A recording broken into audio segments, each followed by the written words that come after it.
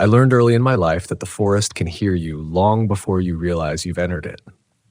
That's why the first step I took into the Black Hills as a ranger felt less like a job posting and more like a quiet invitation, one whispered by the pines themselves.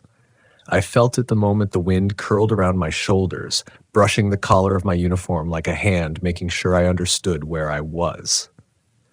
Not in charge, not above anything.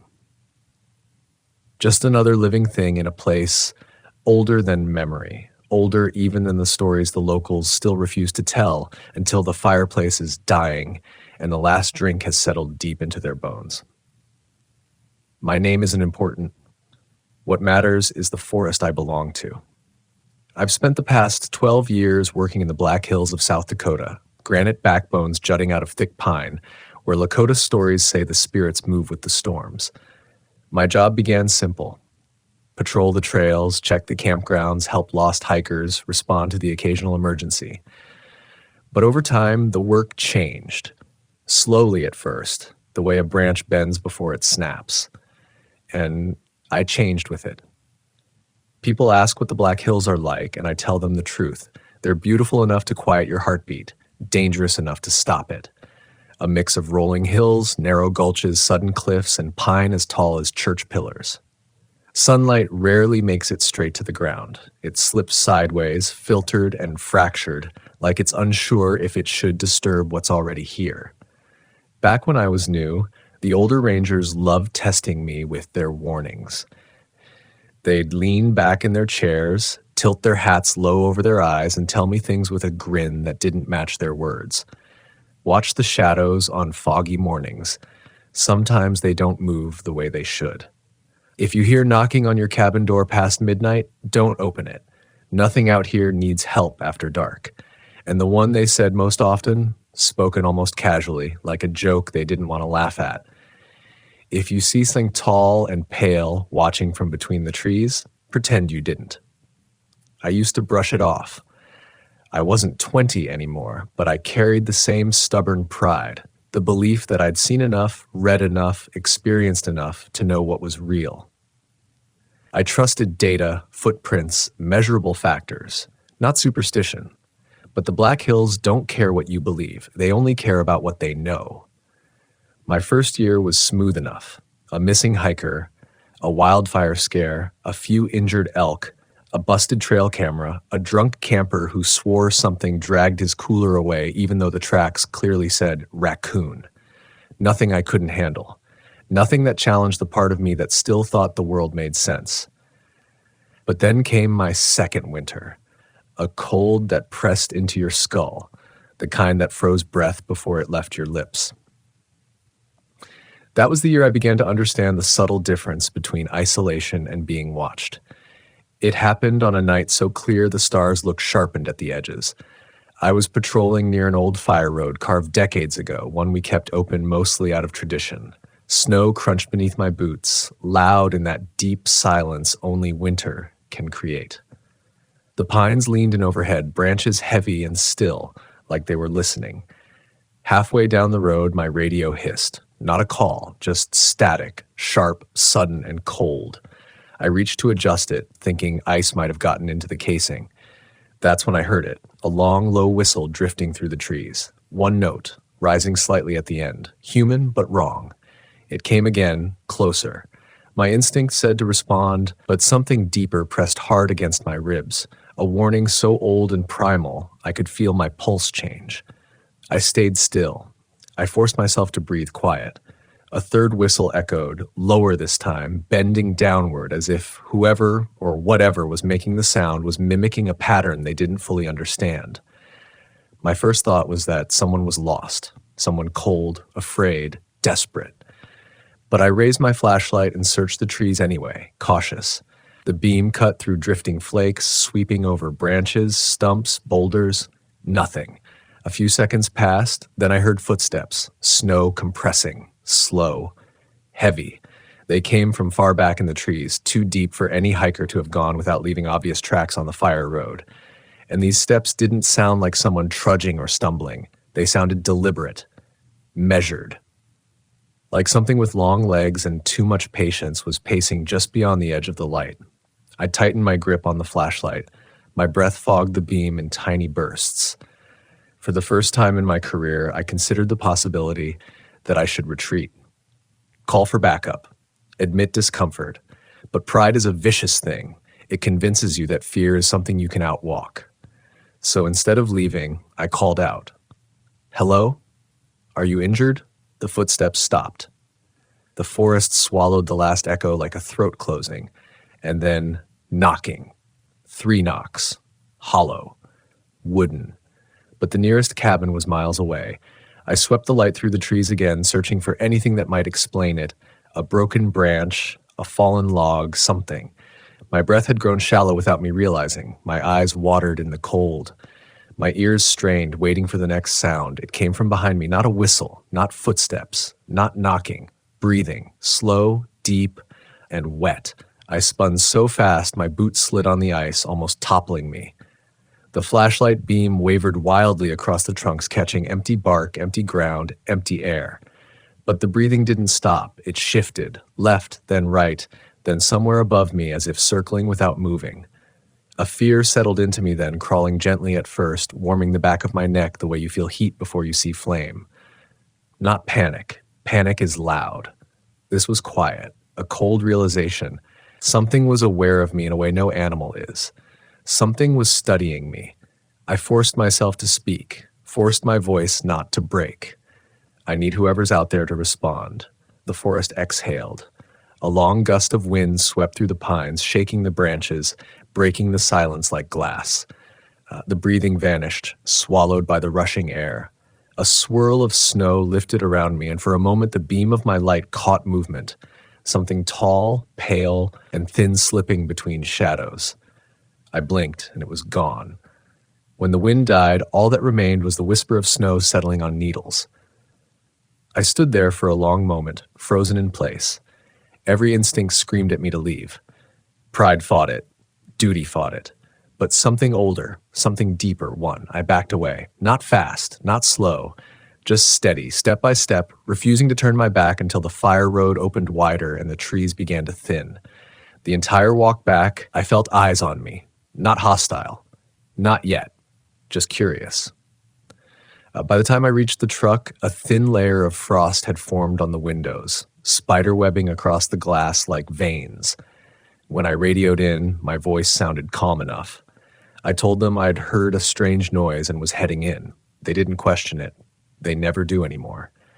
But that night was the first time I slept with the cabin lights on. Not that it helped.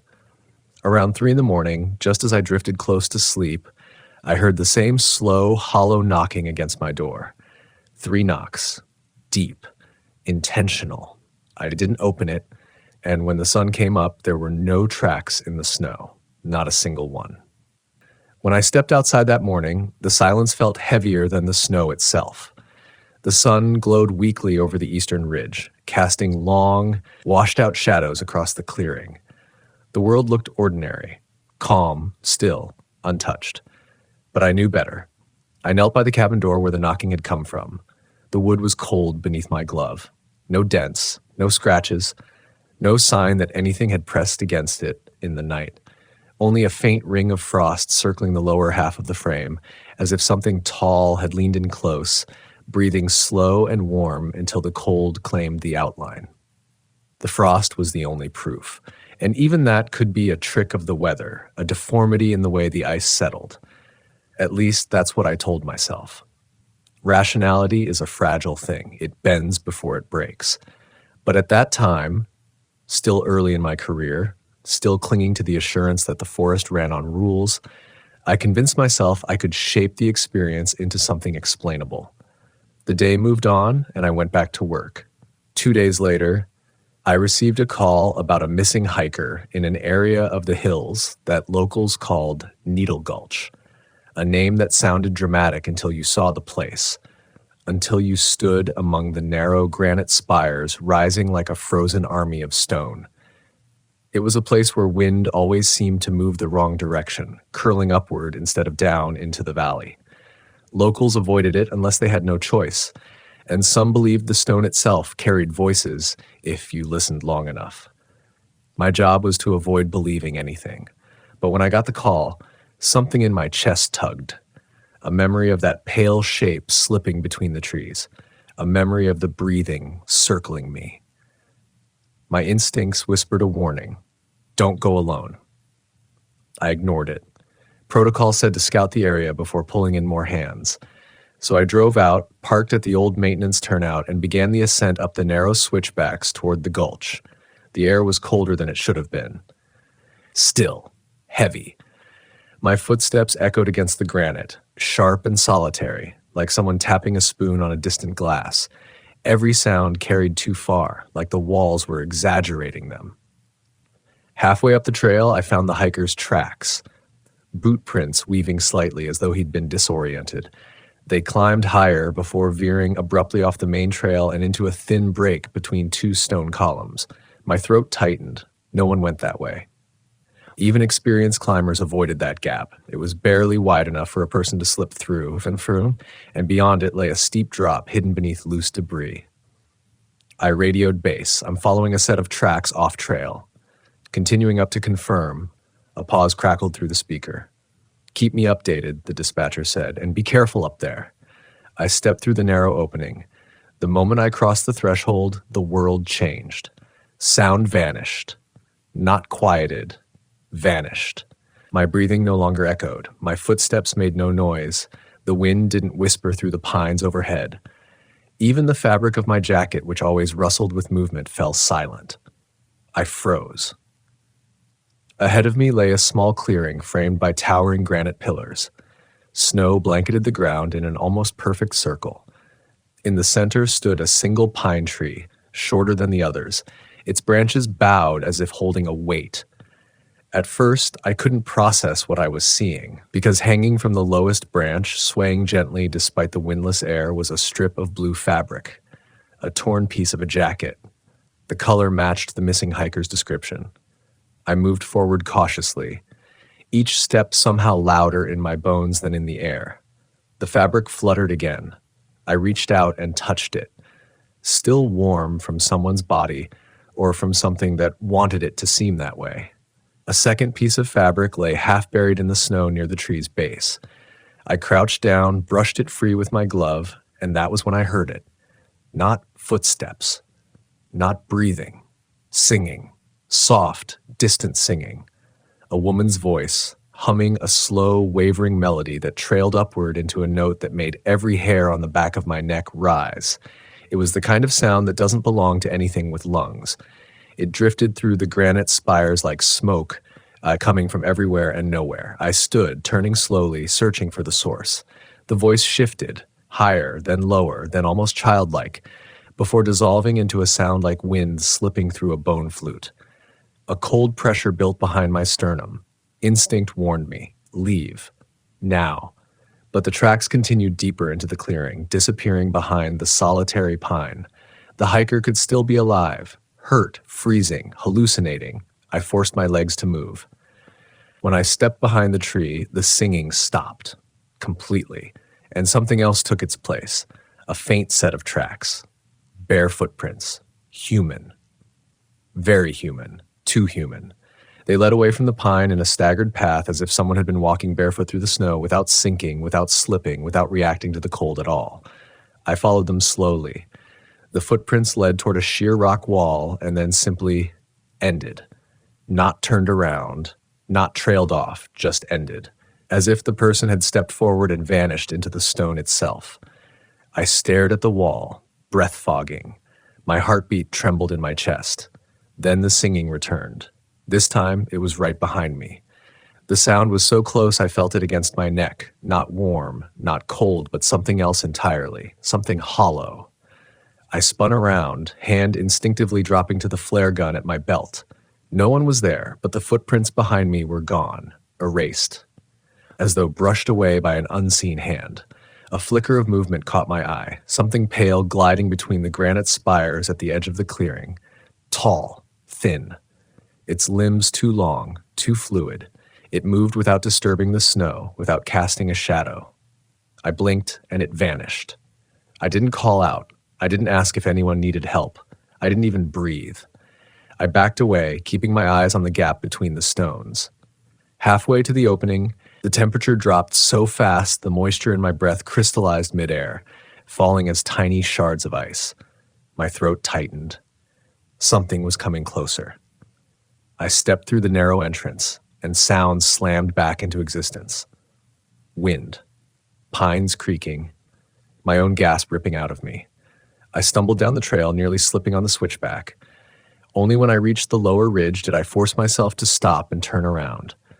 The gap between the stones was empty, but in the distance, carried faintly on the rising wind, I heard the last note of the singing, long, bending upward, as if mocking the way humans pronounce fear. That missing hiker was never found. His family still calls once a year, hoping the forest might finally return what it took. I always give them the same answer. We're still searching. But the truth is something I've never spoken aloud, because whatever sang in that clearing wasn't trying to lure me, it was warning me. And the warning wasn't about the hiker, it was about what was waiting next. The warning stayed with me long after I left Needle Gulch, a quiet presence coiled around my thoughts like smoke. For weeks I tried to forget the singing, the vanishing footprints, the pale figure gliding between the spires. I buried myself in routine, checking trailheads, repairing signs, inspecting campgrounds after storms, settling petty disputes between travelers who brought more fear of the woods than respect. But the forest has a way of reminding you what you've seen, even when you try to deny it. It presses on the parts of you that you'd rather leave untouched. It waits, and eventually, it whispers. My next encounter happened on the North Ridge, near an old fire lookout the department hadn't used since the 70s. The watchtower still stood, barely, its wood gray and splintered, its stairs missing entire sections. Locals said the ranger who worked there disappeared during a blizzard, leaving nothing but his coat and his last log entry. They never recovered his body. I didn't believe stories like that until the day I went up there alone. The report came from a pair of hunters who claimed they'd heard something walking inside the abandoned tower at night. Not climbing, not tapping, walking. Heavy, slow, rhythmic steps pacing from one side of the cabin to the other. I dismissed it at first. Wood contracts and cold, animals get inside old structures. Wind can turn a loose board into a drum. But when the call made its way to my desk, something in it hooked onto me. Maybe it was the way the hunter's voice strained when he described the steps, or maybe it was the part of me that had stopped dismissing things altogether. I drove out late in the afternoon. The sky was low and overcast, like a lid pressed onto the ridge. The air carried a faint electrical smell. Not quite ozone, not quite rot, but something between the two. The trail to the lookout wound upward through dense stands of ponderosa pine. The higher I climbed, the quieter the forest became. No wind, no bird calls, not even the distant thrum of the highway, just my boots crunching the thin crust of old snow.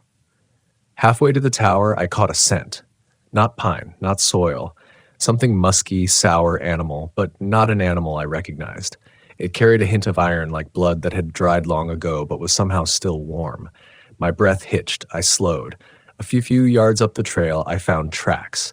Enormous tracks. At first glance, they looked like oversized bare footprints, long with clear heel and toe impressions. But the stride was too wide, the depth too heavy, and each print had a strange ridged indentation at the center, almost like a split pad or a secondary arch. I knelt beside one, placing my hand next to it. It dwarfed me. I wasn't one to throw around the word Yeti lightly. I knew the stories. Every ranger who'd been in the Black Hills long enough heard them. A tall, pale creature that moved silently between the pines, with arms that nearly reached the ground and eyes that reflected torchlight like river ice. A creature that watched campsites from just beyond the firelight, some knocking on cabin doors in the dead of night.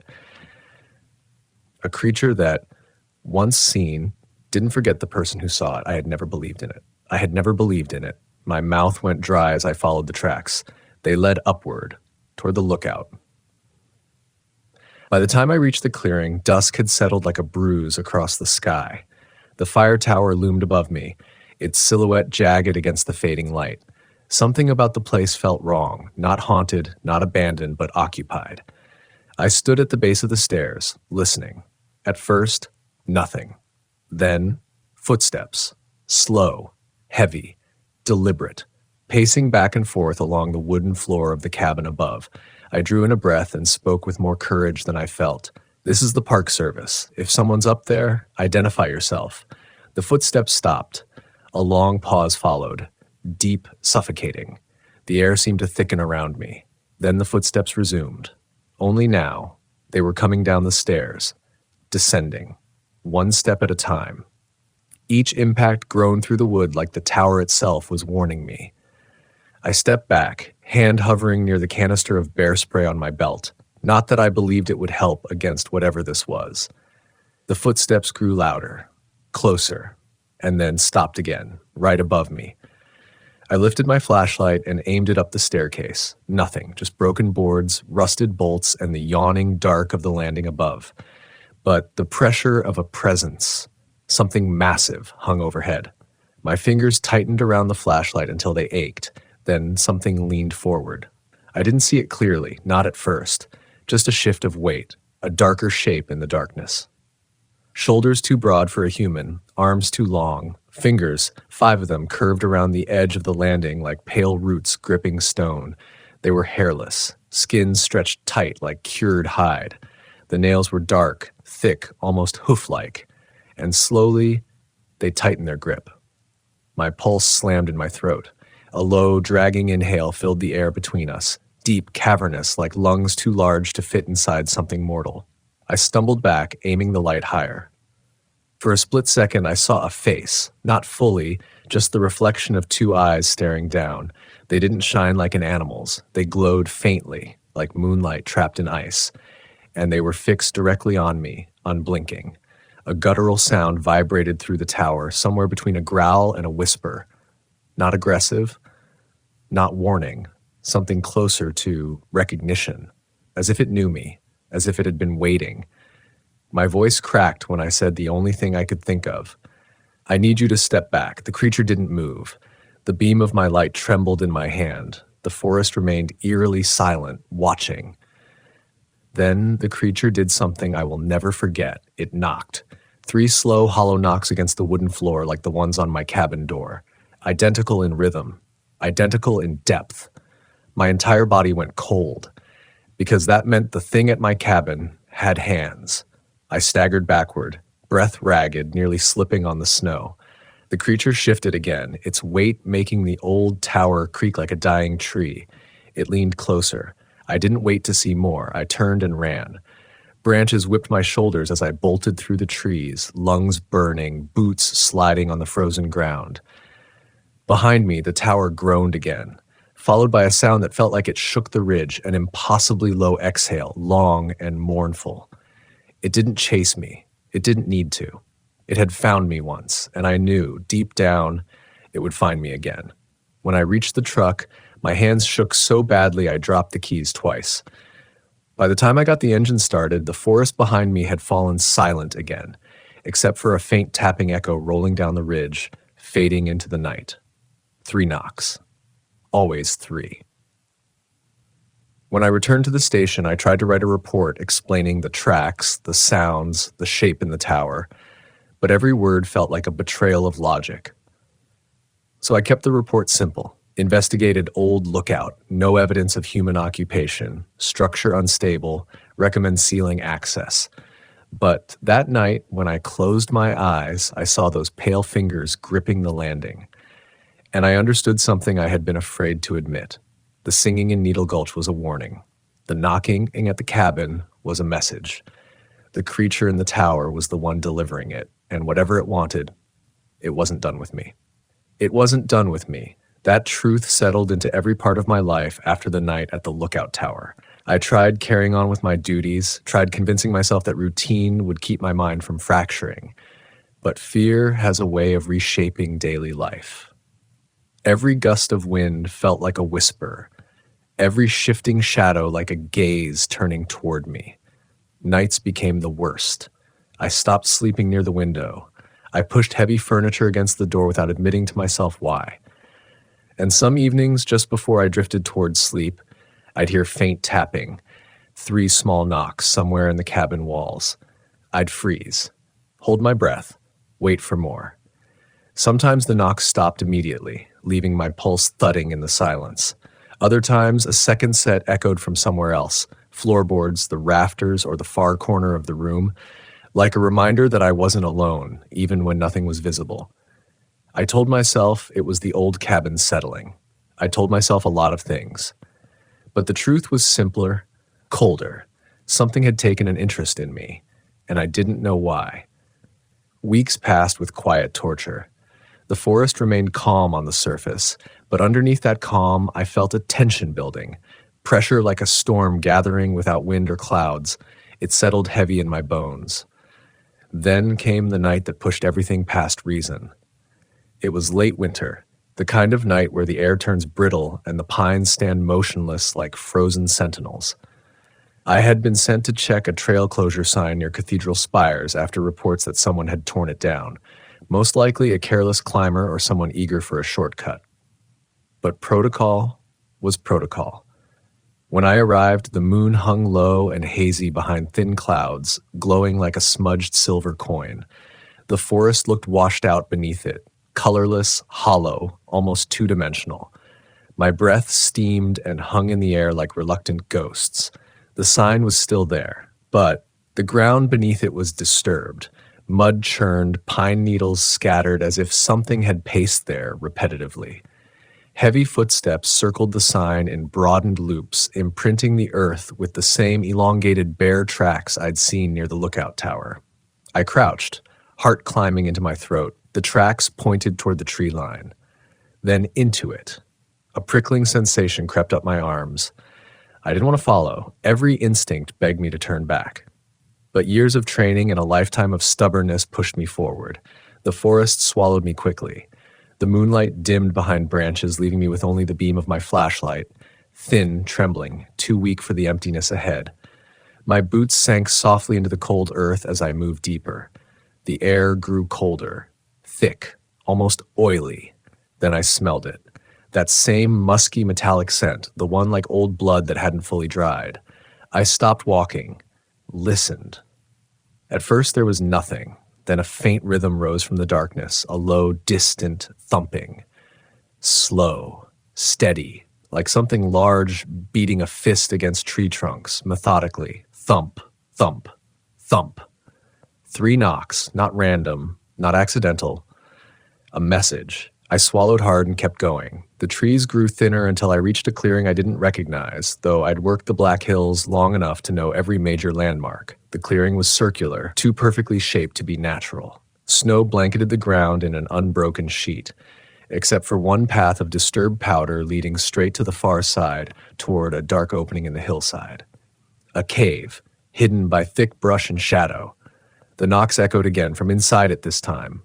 Thump, thump, thump. My pulse hammered. My mind split between 2 opposing truths. I needed to investigate, and I needed to run. Duty won by a hair. I stepped through the clearing, each footstep too loud. The cave entrance yawned before me, a black mouth surrounded by jagged stone. Cold air flowed from within, unnatural cold, deeper than winter itself, a temperature that felt wrong. I aimed my flashlight inside. The beam was swallowed almost immediately. The cave absorbed light like a living thing, but I saw enough. Tracks, dozens of them. Some human, some not. The human prints looked old, scattered, partial, overlapping. Some pointed inward. None pointed out. My throat constricted. Then in the center of the cave floor, I saw something else. Something that made my breath stutter. A jacket. Blue. Torn. The missing hikers. I moved toward it slowly, heart pounding so hard I felt each beat in my teeth. When I reached the jacket, I crouched and lifted it. The fabric was stiff from the cold but strangely heavy, as if something wet had once soaked it through. No body, no bones, just the jacket. A whisper drifted behind me. Not a voice, a breath. Warm enough to melt the frost forming on my face.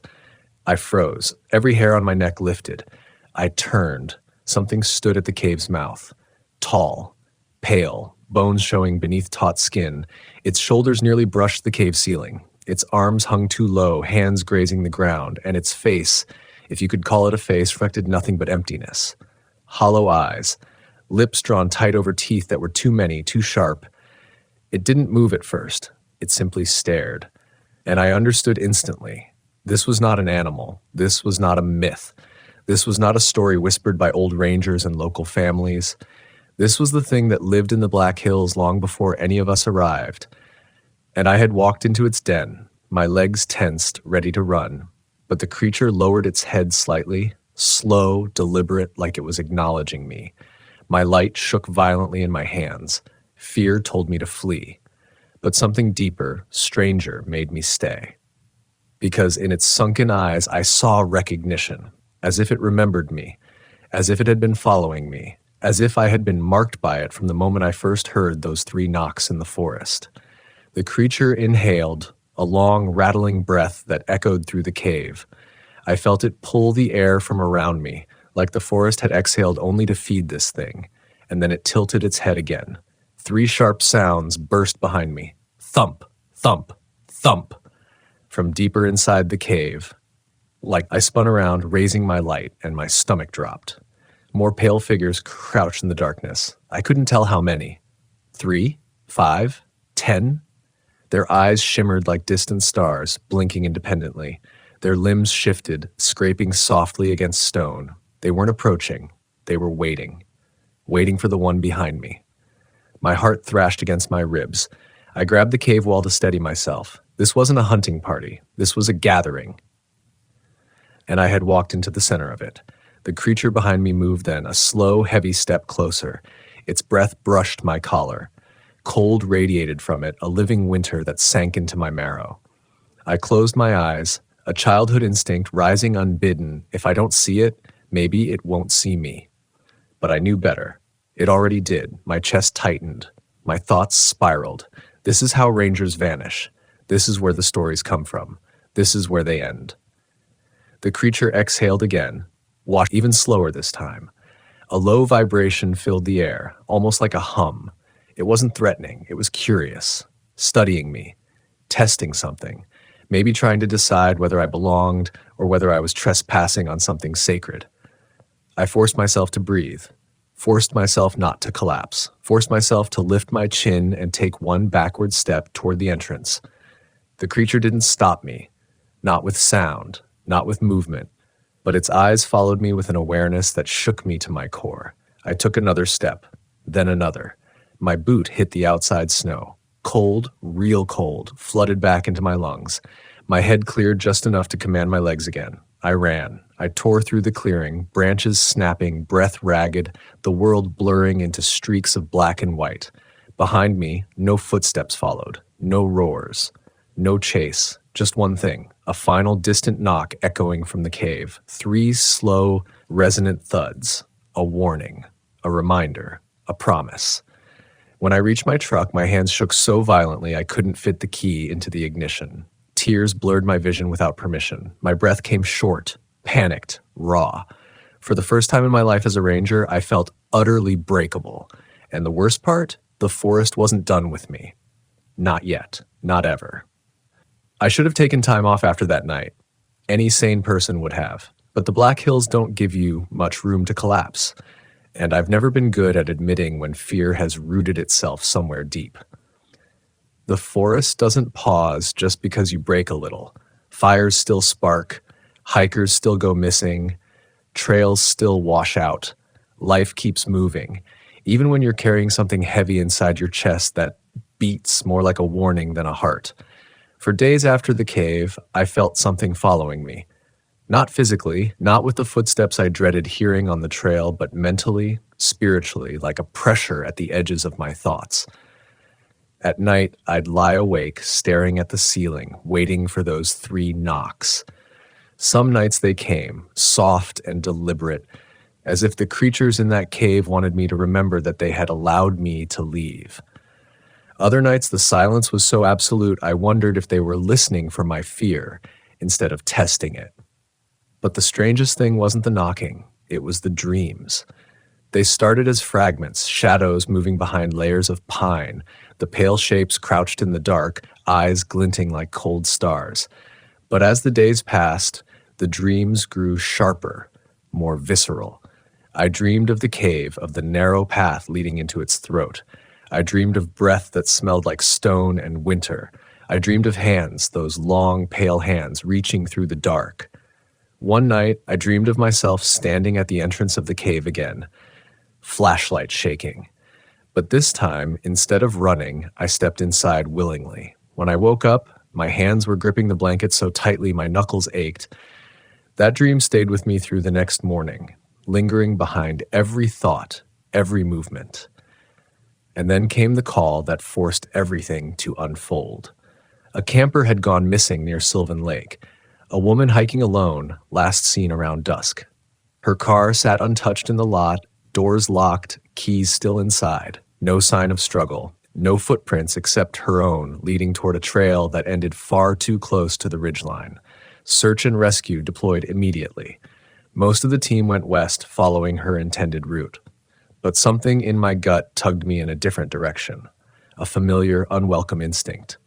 The forest felt wrong that day, heavy, muted, almost breathless. Not a single bird moved overhead. Not a squirrel darted across the path. Even the wind held back, as if waiting for something. I followed the off-trail ridge north where the rock formations jutted from the earth like broken teeth. Snow had melted in strange, irregular patches, creating a mosaic of wet stone and bare ground. The air smelled faintly of that same iron-tinged musk. My pulse picked up. There are moments in a ranger's life when logic and instinct collide so brutally that you can't tell which one is driving you. That was one of those moments. I didn't want to believe she might have wandered near the cave. Didn't want to believe the creatures might have taken her. But something in the forest tugged me forward regardless. By the time I reached the clearing, the circular space carved out like the mouth of a story meant only for whispers, my breath had turned shallow. The cave waited at the far end, a black wound in the hillside. Tracks surrounded the entrance again, not just the elongated, heavy prints, human ones too. Fresh, a woman's boot prints, small, light. My stomach twisted. She had come here. Somehow she had come straight here. I followed her prints into the mouth of the cave, each step trembling. My flashlight sliced through the dark, but barely reached 10 feet ahead. The temperature dropped instantly, frost forming on my beard, breath condensing in rapid bursts. The walls seemed closer than before, the ceiling lower, the air heavier. I kept moving. Eventually the beam of my light caught something on the ground. A glove, pale green. Small. I recognized it from the missing camper's description. A lump rose in my throat. Then I heard it, breathing, slow, deep, wet, echoing from deeper in the cave. I swung the light toward the sound and froze. The creature from before stood only yards ahead, half hidden in the dark, its pale form blended with the stone, its long limbs folded unnaturally, joints bending at angles that didn't belong to anything human. It didn't move. It only stared. Behind it, more eyes glimmered. A semicircle of them, watching, waiting. And then something else moved, a smaller shape shifting between the creature's legs. A woman. The missing camper. She was alive. Barely. Her eyes were wide, unfocused, like she was trapped in a dream she couldn't wake from. Her lips trembled as if she were trying to speak, but no sound came out. She reached a shaking hand toward me, a gesture so fragile it nearly broke me. I took one step forward, and the largest creature hissed. Not loudly, not aggressively. Just enough to freeze me. Its eyes locked onto mine, and in them I saw something I hadn't expected. Understanding, recognition, and then something colder. Permission. As if it were allowing me to choose. The smaller, pale figures shifted, their movements fluid and slow, leaving just enough space for the woman to crawl forward. She didn't get far. She collapsed, arms shaking violently, breath heaving in panicked bursts. I flashed the light at the creatures' faces, expecting them to recoil. They didn't. They didn't fear the light at all. They feared something else, or perhaps nothing at all.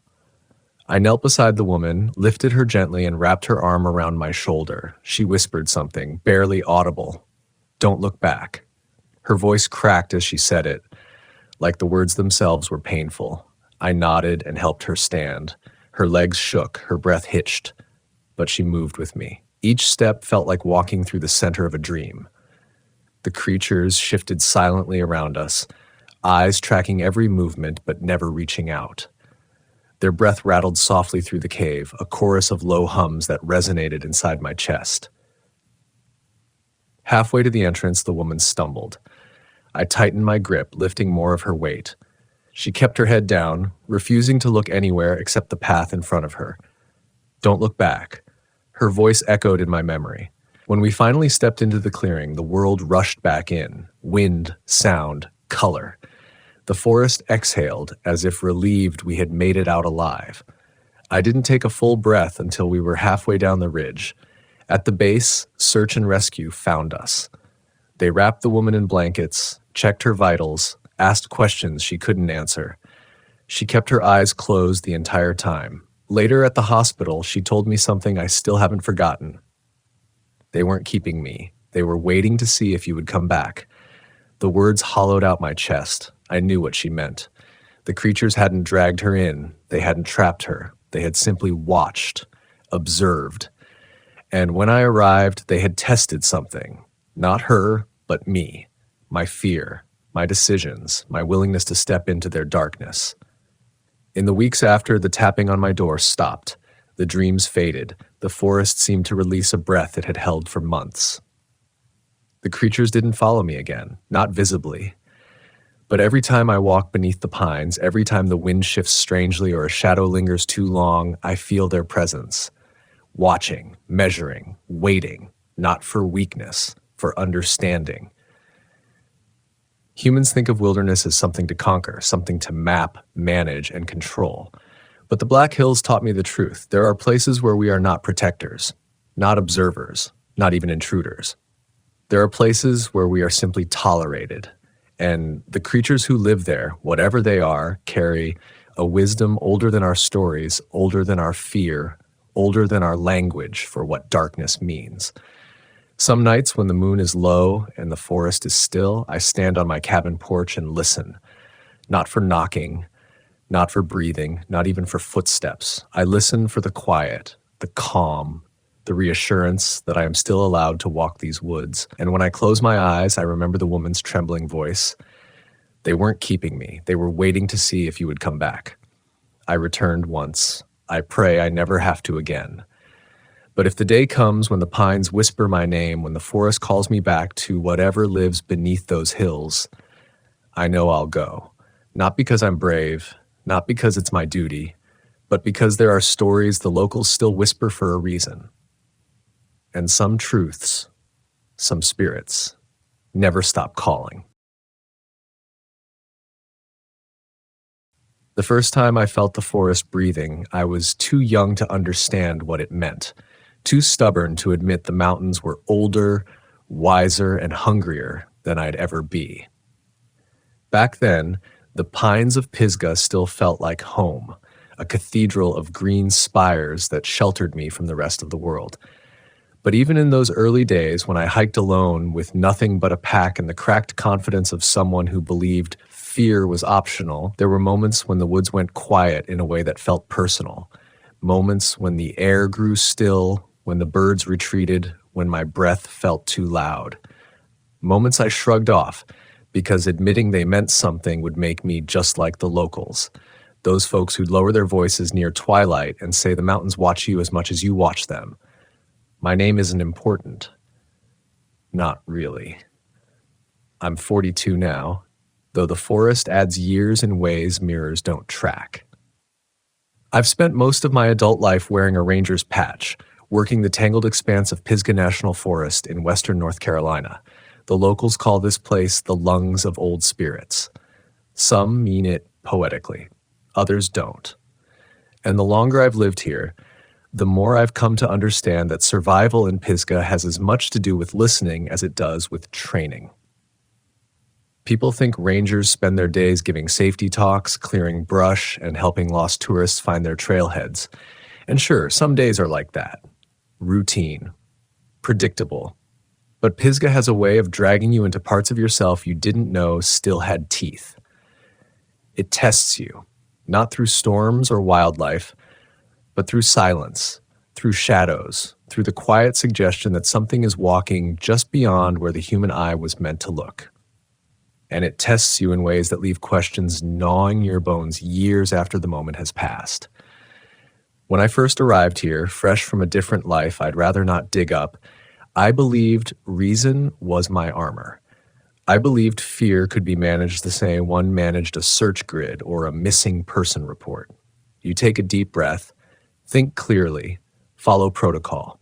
But protocol doesn't help when the forest itself shifts around you, when the landmarks you know rearrange like something is playing with your memory, when the wind carries voices that don't belong to any living person. And protocol certainly doesn't help when locals start telling you stories in that careful tone reserved for half-truths and warnings disguised as gossip. The older residents of the mountain towns, Candler, Brevard, Old Fort, still talk about figures seen between the pines, tall shapes that blend with the trunks until they decide to move. They talk about caves that breathe warm air in winter, as if something alive sleeps in the dark. They talk about a creature that walks upright but moves with the silence of snowfall. They talk about the one that follows, though no one agrees on what that means. Some say it's a spirit from before the Cherokee, before the earliest settlers. Others say it's something that evolved in the caves, something that knows the forest's underbelly better than any ranger ever will. But almost all of them say it knows when someone with a guilty heart steps into the woods. I used to smile politely at those stories, nodding like I respected them even though I filed them away as folklore. But that was before the disappearances, before the cave, before the night I learned what the pines whisper when they think you're listening.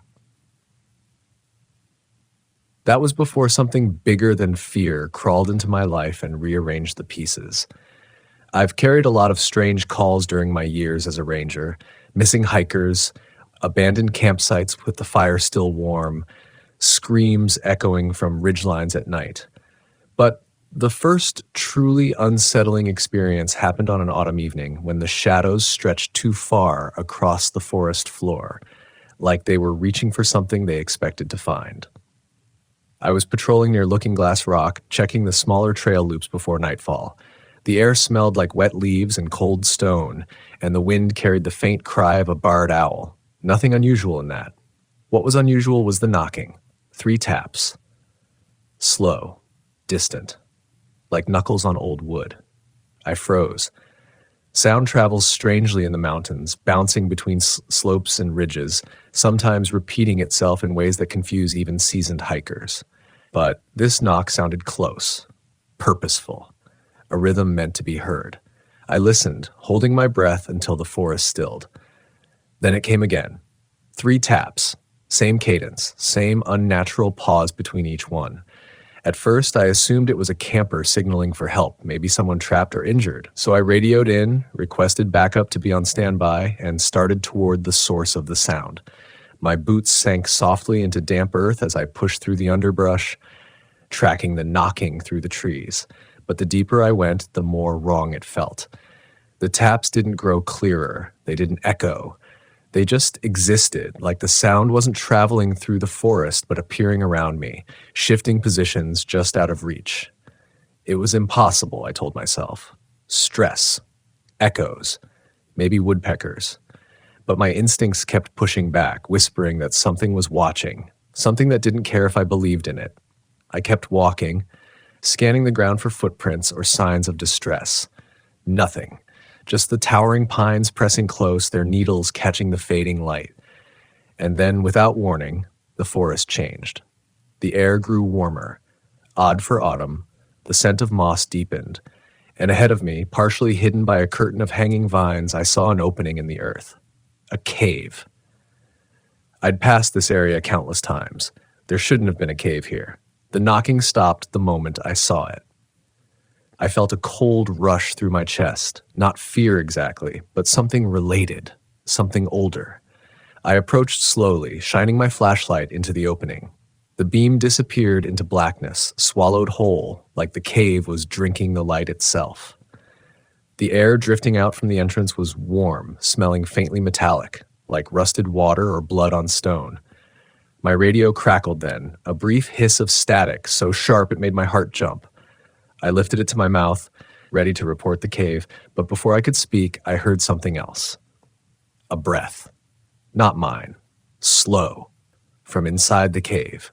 My instincts screamed at me to back away, to leave, to pretend I'd never heard the knocking at all. But reason pushed back, as it always did back then, insisting I investigate, insisting there was a human explanation, insisting the forest wasn't whispering at me. I stepped closer. The breath drew in sharply, like something waking up. And in that moment, I felt the forest tighten around me. The pines stood taller. The air grew heavier. My throat dried. Something in the darkness shifted. Just a subtle scrape of stone on stone, but it was enough to root me in place. Then the knocking returned, but this time it came from behind me. The knocks came from behind me, 3 of them, spaced the exact same way as before. Slow, deliberate, too deliberate. My breath stalled in my chest as I turned, expecting to see someone standing there, maybe a lost hiker, maybe a prankster who'd managed to stalk a ranger without making a sound. But there was nothing. Just the trees, tall and indifferent, their trunks fading into the twilight gloom. The forest floor looked undisturbed, no footprints, no broken branches, no shadows out of place. It was as if the sound itself had shape, but no source. I raised my flashlight, sweeping the beam across the pines. The forest felt tighter somehow, as if the trees had leaned in. The silence after the knock pressed against my ears until I could hear my own breathing, shallow and uneven. A heat crawled up the back of my neck, an instinctive warning I'd learned not to ignore. Something was watching. I couldn't see it, but I could feel its attention like a weight, like a hand resting lightly between my shoulder blades.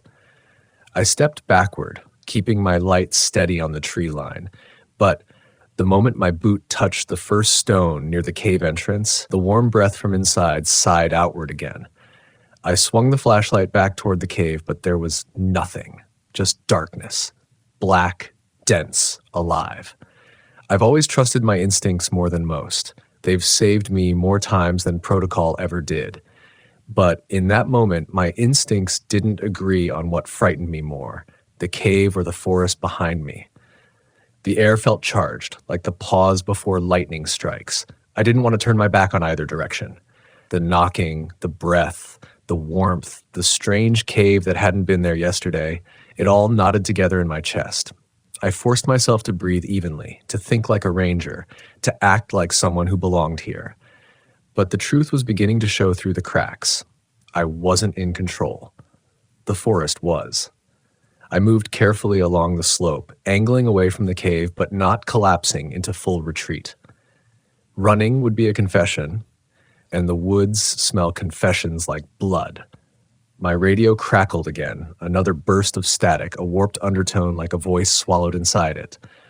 I lifted it to my mouth, forcing my voice steady. Dispatch. This is Ranger. I hesitated, momentarily blanking on my own call sign. It came back slowly, like it had sunk under a cold stream and needed time to surface. I shook my head and finished, requesting confirmation of any hikers in my vicinity. Silence. Then a burst of feedback jittered through the speaker, louder, sharper, filled with a distortion that grated like metal scraping metal. I lowered the radio, startled. It wasn't failing. It was reacting. The forest was interfering. When the static finally cleared, a voice whispered through, a voice so breathy, so faint, it was almost nothing at all. Come back. My throat closed. That wasn't dispatch. That wasn't anyone in the Ranger network. I knew every voice in our district. This one was wrong, too thin, too close to my ear. I turned again, sweeping the flashlight behind me, feeling the branches tremble in a wind I couldn't feel on my skin. Every instinct screamed to leave. The rational part of my brain chimed in late, reminding me of dusk's rapid descent in the mountains and the danger of navigating unfamiliar slopes in the dark. I stepped away from the cave, gradually increasing my pace as the forest seemed to breathe with my movement. Every few steps I glanced over my shoulder, expecting to see something walking parallel to me, just beyond the edge of the light. I didn't see anything. That was almost worse. I made it back to the main trail with the last tinge of daylight stretching thin across the sky. The instant my foot hit the packed dirt of the trail, the knocking stopped. The warmth faded. The forest exhaled normally again, as if whatever had been awake had returned to whatever darkness it crawled out of. The normal sounds of Pisgah resumed, the chirp of insects, the distant hoot of an owl, the rustle of leaves in a gentle wind. The sudden normalcy made my skin crawl. When I returned to my truck, the ranger station lights glowing faintly through the trees, I sat in the driver's seat with the engine off, letting the forest settle around me. I wanted to rationalize the experience. Echoes, temperature shifts, miscommunication on the radio. Caves form in unstable ground. Sounds resonate oddly in mountain valleys. My mind went through the motions of logic, as if repeating familiar explanations would overwrite what my gut already knew. But truth doesn't bend just because fear wants it to. Later that night, after filing an incident report stripped of all the bizarre details, I visited Maureen, an older woman who tended the small general store near the ranger station. Everyone in the district came to her for something. Coffee, nails, advice they pretended not to need. She'd lived in the mountains her whole life and spoke about them with that blend of reverence and suspicion that only true mountain folk understand. She was closing up when I arrived, flipping the sign on the door. She paused when she saw my face. "Something followed you tonight," she said simply, as if pointing out the weather. I forced a shrug. Just a long patrol. She shook her head slowly, her eyes narrowing in that way she had, like she was seeing something behind you, not in front. "You look pale around the edges and you smell of warm stone." The phrase hit me like a pressure drop. I didn't know how to respond. She stepped aside, letting me into the dim store. The scent of cedar chips and old coffee grounds filled the air, grounding me a little. "What'd you hear?" she asked, her voice quieter now. I hesitated. I didn't want to say it out loud because sometimes naming a thing gives it shape. Still, I answered, "Knocking," and "breathing." A shadow crossed her expression. "You went near one of the doors." The words snagged my breath. "Doors?" She nodded, moving behind the counter, pulling out a worn map of Pisgah with hand-drawn circles in places missing from official records. "The mountains keep secrets better than people do," she said. "Old paths, old chambers, old hollows where the land is thin. The locals call them doors. You step too close and something on the other side remembers your name." I swallowed. Hard. I don't believe in... Before I could finish, she cut me off with a quiet firmness. Belief isn't required. Respect is. She tapped one of the circles. They open when they want to. They breathe when they're hungry. And sometimes they knock back. Her words clung to me as I walked out into the night. The forest loomed beyond the road, a black wall of pines whispering quietly among themselves. I wanted to dismiss her warnings, chalk it all up to superstition and mountain lore. But she'd seen something in my face that I couldn't hide. An imprint left by the forest's attention. When I crawled into bed that night, sleep didn't come easy. Every creak of the cabin sounded like the rhythm of that knocking. Every shift in the wind carried the warm scent of stone. And deep somewhere in the quiet spaces of my mind, a single thought echoed with unsettling clarity. Something in Pisgah had noticed me. And it wasn't finished. Sleep never truly came that night. I drifted in and out of a shallow haze, trapped between waking and dreaming, haunted by the sensation of warm air moving across my skin, like the breath from the cave had followed me home. Every time I closed my eyes, I saw the pines leaning inward, branches bending in ways trees shouldn't move, as if straining to listen. And beneath it all, threaded through my half-formed dreams, came that steady, rhythmic knocking. 3 taps, a pause. 3 taps again. By the time dawn clawed its way over the ridgeline, I felt hollowed out, as if something had quietly taken pieces of me during the night. But rangers don't get to hide from their territory, not even when the territory looks back. So I dragged myself out of bed, downed a cup of bitter coffee, and drove back toward the trail system near Looking Glass Rock. The morning looked normal. Crisp air, sunlight filtering through the canopy, a few hikers heading out early. But a wrongness lingered beneath the surface. A thin thread stretched too tight. The forest felt different now, not overtly threatening, but aware, like it had turned its head to examine me more closely. When I stepped onto the trail, my boots pressing into the dew-soaked soil, I felt the same sensation I'd had the night before near the cave, a shift in the air pressure, subtle but unmistakable. The birdsong faltered as I walked, not completely stopping but thinning out, creating small pockets of silence where sound should have been. The mountain breeze brushed my face, cooler now, carrying the earthy scent of wet bark, but beneath it, faint and fleeting, I caught another smell. Warm stone. It made my stomach twist. I followed the trail until it looped toward a ridge that offered a partial view of the valley. I scanned the tree line below, half expecting to see the cave's dark mouth yawning somewhere it shouldn't be. But everything looked normal. Too normal. I was about to turn back when I caught movement in my peripheral vision. A small flicker, like a shadow shifting between trunks. I froze, watching carefully, but nothing moved again.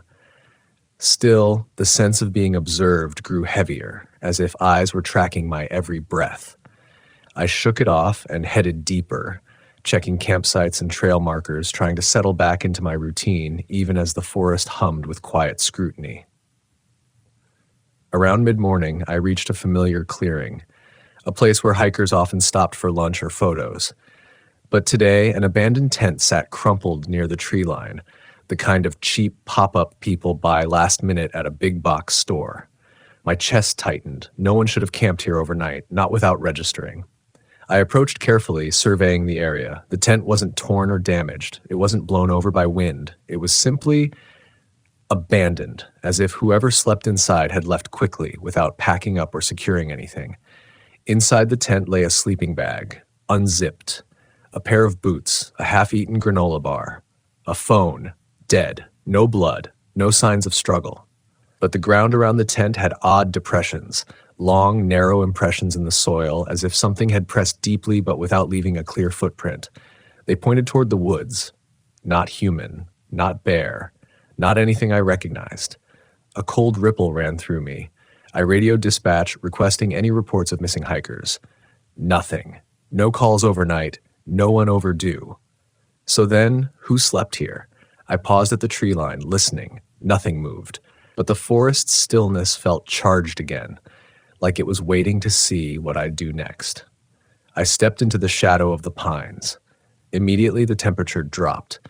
The air grew thick, heavy with moisture, the scent of moss deepening in my nostrils.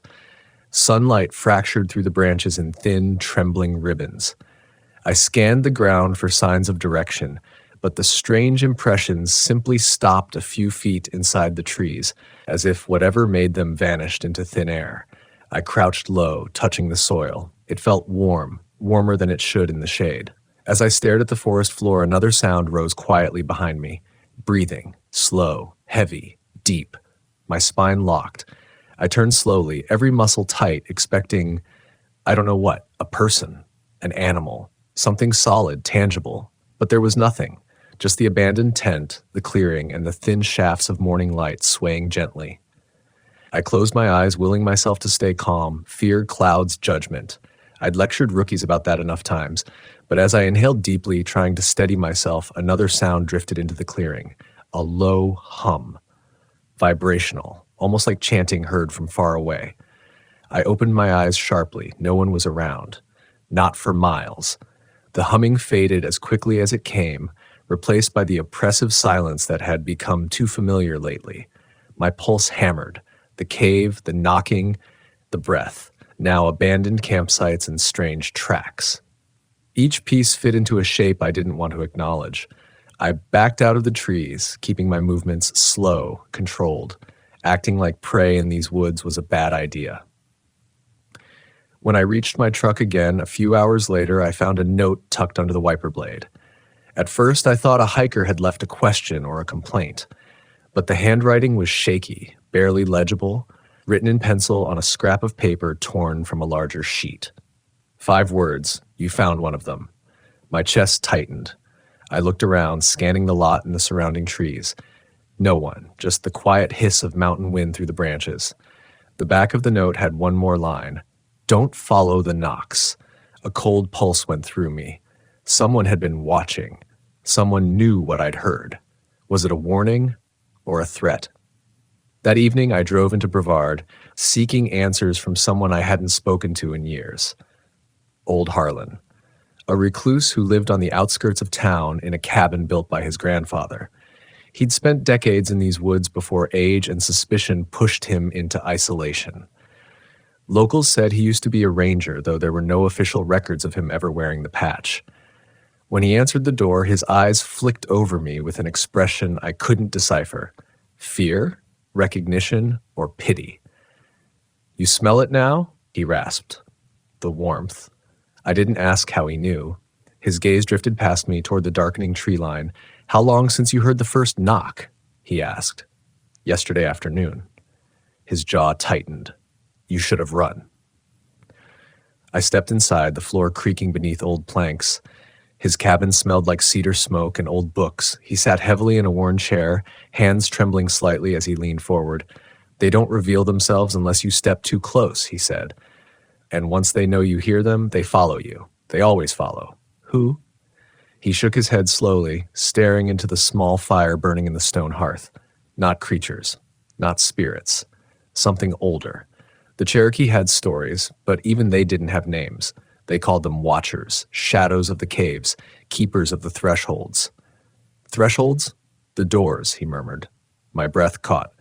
He continued, voice thin as pine bark. The knocks aren't a call, they're a test. If you answer, or worse, if you go toward them, they mark you. They learn you, your scent, your sound, your fear. I swallowed, throat dry. What do they want? His eyes lifted slowly to mine, and in them I saw something I'd never expected to see in an old mountain man, pure, undisguised terror. They want you to listen. Silence settled between us, thick and suffocating. The fire cracked softly, throwing shadows that danced along the cabin walls. Then Harlan said something that rooted itself deeply in my bones. Once you hear them, you're never truly alone in the woods again. When I stepped back outside, night had fallen fully over the mountains. The pines towered like silent witnesses, their silhouettes inked against the dark sky. And then, from somewhere far behind the cabin, threading faintly through the cold evening air, came the sound I'd been dreading. 3 slow knocks, exactly the same as before, but this time they came from 2 different directions. The 2 sets of knocks came in perfect rhythm, echoing faintly through the trees behind Harlan's cabin. One from the left, one from the right. 3 slow taps each, spaced just far enough apart to make it clear they weren't accidental. They were communicating, or coordinating. Harlan stiffened beside me on the porch, his breath catching in his throat. He didn't look at me. He didn't look at the woods. He simply whispered, "Don't move." The forest around us seemed to inhale deeply, drawing in the cold night air. My breath clouded in front of me, but the darkness beyond the tree line remained still. Too still. Even the insects had gone silent again, slipping into the same awful hush I'd felt by the cave. The knocks came once more, again in that perfect mirrored rhythm, and Harlan's voice trembled as he spoke. "They know you're here." My chest tightened. "What do they want?" "Not want," he whispered. "Need." That word hit harder than I expected. I swallowed, feeling the weight of eyes I couldn't see. The cold seeped through my jacket, settling deep into my bones. Harlan reached out and gripped my arm, his hand rough, trembling with age, but strong with fear. "Listen carefully," he murmured. "When they knock from 2 sides, they're not trying to scare you. They're trying to find out which one you'll answer." A chill ran down my spine. I realized then that every action, even the act of turning my head, would carry meaning. So I forced myself to stay still as stone. Harlan slowly backed toward his door, gripping the handle but not opening it yet. "Come inside," he whispered, quietly. I moved backward with him, step by step, never taking my eyes off the dark line of trees. The knocking stopped the moment Harlan shut the door behind us. The cabin lights cast a soft golden glow across the room, but even that felt fragile, like the warmth of the fire couldn't quite reach me. Harlan sank into his chair again, wiping a shaky hand across his mouth. I'd seen fear before. Real fear. Raw fear. The kind that breaks people open. But I'd never seen it like this in someone so familiar with the mountains. He stared at the door for a long time before speaking.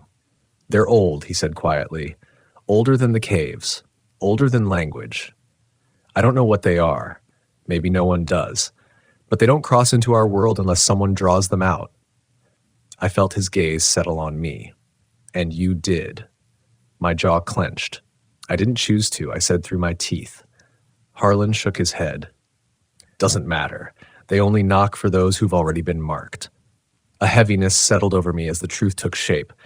Stepping toward the cave wasn't an act of curiosity, it was an invitation. And they had accepted. "Why now?" I asked. "Why me?" Harlan looked toward the window, where the darkness pressed against the glass like a living thing. "The mountains decide when to open," he said, "and they choose who gets to see what sleeps beneath." I paced the length of the room, the wooden floorboards creaking under my boots. The fire popped behind me, its warmth unable to soften the growing dread. I could feel something beyond the cabin walls, or many somethings, waiting in that quiet, patient way that predators sometimes wait, not because they're hungry, but because they know their prey will eventually step into the open. I forced myself to breathe steadily. Fear couldn't be allowed to swallow thought.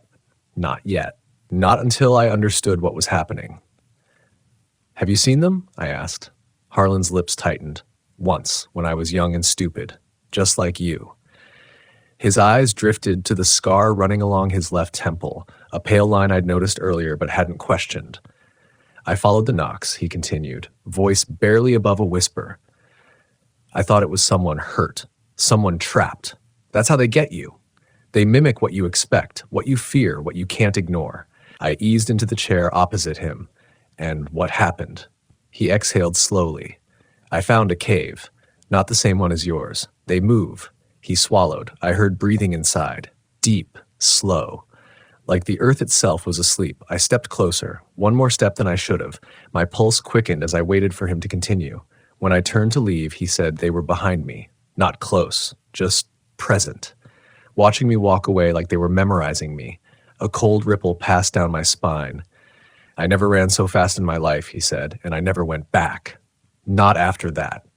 I learned to avoid the knocks, avoid the warmth, avoid the doors." His hands gripped the armrests tightly, knuckles pale. "But once they choose someone, they don't forget." The fire crackled suddenly, louder than before, and both of us flinched. The shadows along the walls danced violently for a moment before settling again. I stood up. I can't just ignore it. Harlan let out a dry, humorless laugh. "Ignoring it won't save you. But following it, that'll finish you." His voice softened, filled with something that almost resembled pity. "You're not dealing with an animal or a ghost or anything you can shoot or reason with. You're dealing with something that thinks in ways we weren't built to understand." I rubbed a hand over my face. My thoughts felt scattered, pulled in different directions. The cave, the abandoned campsite, the note on my windshield, the 2 sets of knocks, it all formed a pattern, one that led back to the same place. "I have to go back," I said quietly. Harlan stood abruptly, his chair scraping against the floor. "No, that's exactly what it wants." I turned toward him. "Then what am I supposed to do?" He hesitated, his expression darkening. "Leave. Get out of Pisgah. Don't look back. Don't give them another chance to learn you." Something inside me rebelled at the idea. Leave my post? Leave the forest? The thought tasted wrong. Pisgah wasn't just my assignment, it was my territory, my responsibility, my home. Walking away from it would be like cutting off a limb. I shook my head. "I can't." Harlan's face hardened. "Then you'll die here." The air in the cabin thickened. For a long moment, neither of us spoke. Outside, the night pressed closer, as if listening. Finally, Harlan stepped toward me, placing a hand on my shoulder. His voice was a brittle whisper. "Just don't go alone." I nodded wordlessly, even though I knew I would ignore that too. This was mine to deal with. My mistake. My mark. I I left the cabin shortly after, stepping into the cold night air. The stars were faint, swallowed by the dense canopy. The pines towered overhead like silent sentinels. I took one step down Harlan's walkway, and the forest whispered. Not words, not breath, just a shift, a subtle rustle, a pressure drop, a quiet stirring that made every hair on my body stand upright. Then, from deep in the darkness, so faint I almost believed I imagined it, 3 slow knocks. And this time, they were closer, much closer, close enough that I knew the truth with a sinking, undeniable certainty. They weren't waiting for me to find them anymore. They were coming. The knocks grew louder with each step I took toward my truck, echoing through the trees like something learning rhythm for the first time. 3 taps, a pause, 3 taps again. But it wasn't the volume that made my chest tighten, it was the precision. The knocks weren't frantic or primal. They were patient, measured, like a signal, like communication, like something absolutely certain that I would answer. I forced myself to keep walking, my boots crunching over gravel in a tempo that didn't feel like my own. Every footfall sounded too loud in the silence, as if the forest were holding its breath. The pines along the edge of the road leaned inward, bending ever so slightly, their needles whispering against each other in a low hiss. I reached the truck and opened the door slowly, trying not to make a sound. The air inside was cold, stiff, as though it had been waiting without breathing. I slid in, closed the door, and locked it out of instinct. The knocking stopped instantly. The abrupt silence felt heavier than the sound ever had. I turned the ignition. The engine didn't start. It didn't even click. I tried again. Nothing. The headlights flickered faintly, once, twice, and then cut out completely. A dead truck in the middle of Pisgah at night is more than an inconvenience. It's a threat. But this wasn't mechanical failure. I could feel it. Something outside was draining the edges of the world, quieting the boundaries, thinning the barrier between here and whatever lived beneath these mountains. My breathing turned shallow.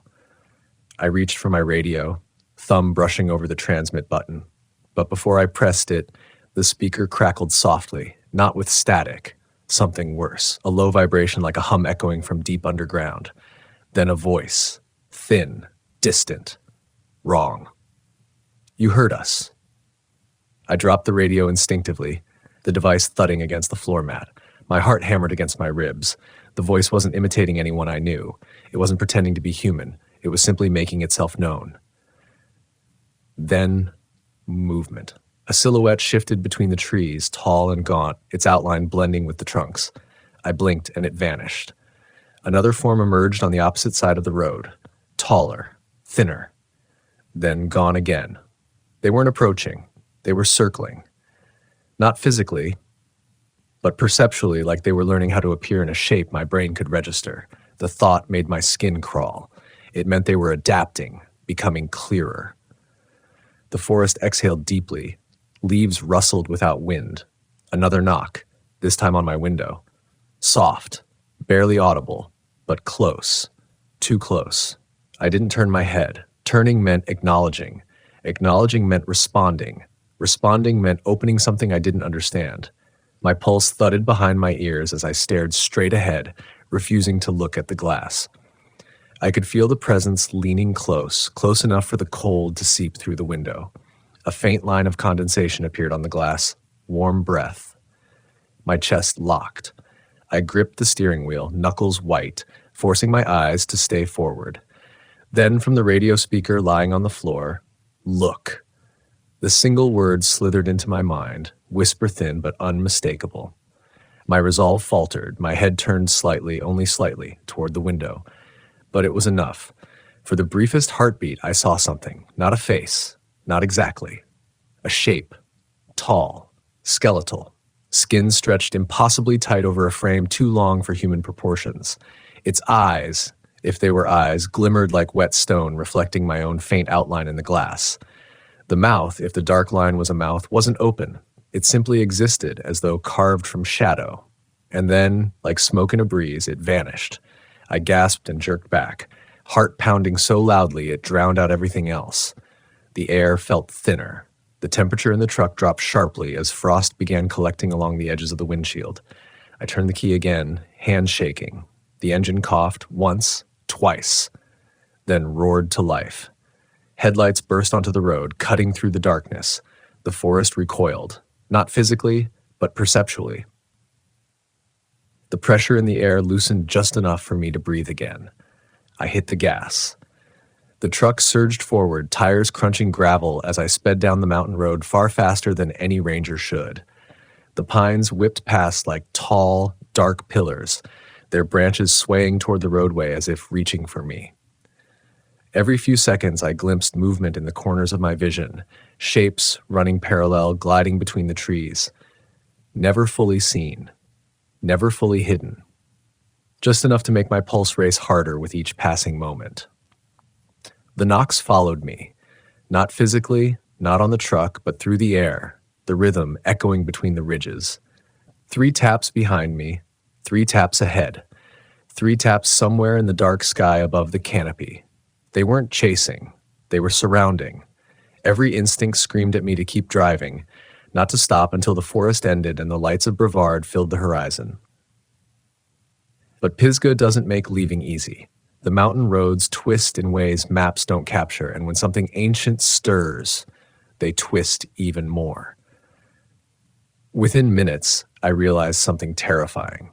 The road was looping. I passed the same fallen birch tree twice. Then again, my stomach dropped. The headlights washed over the same bent guardrail, the same reflective sign. They weren't just following me, they were caging me. The knocking grew louder, bouncing between the trees with a new urgency. The rhythm sped up slightly, like excitement. The forest itself seemed to tilt forward, leaning into my path. I gripped the wheel tighter, breath shallow, vision tunneling. This wasn't a chase. This was a test. Harlan's warning rang in my head. They want you to listen. A realization hit me then, sharp, painful, undeniable.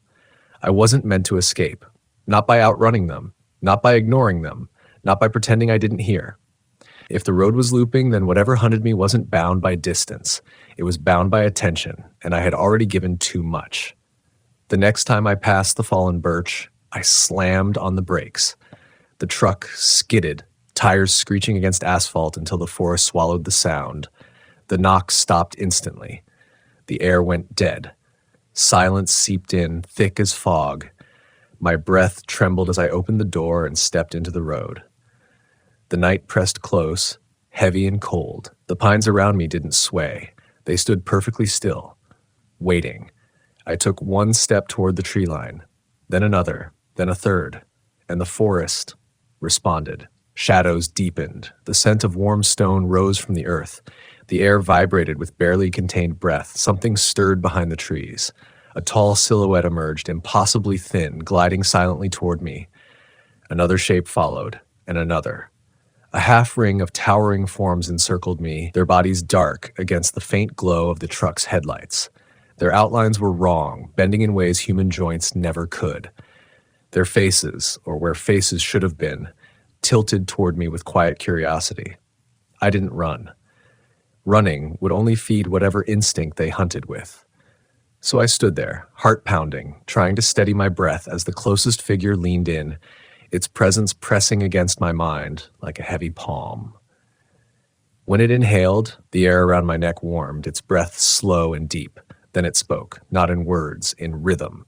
3 slow knocks, echoing inside my skull, vibrating through my bones, and within that rhythm, meaning formed. A single, chilling understanding. We see you. The shapes withdrew slightly, the forest relaxing its grip by a fraction. The darkness around me softened, not kindly, not mercifully, but with recognition. I wasn't prey. Not anymore. I was marked. The figures melted back into the woods, disappearing between the pines with impossible silence. The pressure in the air eased. The night sound slowly returned. Somewhere far off, an owl called hesitantly. My legs nearly gave out as I stumbled back into the truck. The engine idled softly, unaware of what had happened. The road beyond the curve was straight again. I drove in a numb haze until the lights of Brevard appeared through the darkness like distant buoys. My cabin greeted me with its familiar shape, unchanged, unmoved. But when I stepped inside, I knew something fundamental had shifted. the forest would never look the same again, because those knocks, those patient ancient knocks, hadn't been a threat. They had been an introduction. And now, whenever I step beneath the pines of Pisgah, whenever the wind quiets and the shadows stretch long across the forest floor, I feel them watching. Not out of hunger, not out of fear, out of recognition. I walk these woods as a ranger, but the mountains, they walk with me now. I have walked these woods long enough to know that the trees listen more than they speak, but on the night my life truly changed, they were whispering before I even stepped out of my truck. I didn't realize it then, the way the wind pressed against the pines with a pressure that felt too measured, too intentional. But looking back, that was the first signal. The forest was trying to warn me, and I ignored it, like I had ignored so many other things in my career as a ranger. My name doesn't matter nearly as much as the ground I've spent half my life protecting, but for the sake of honesty, you can call me Avery.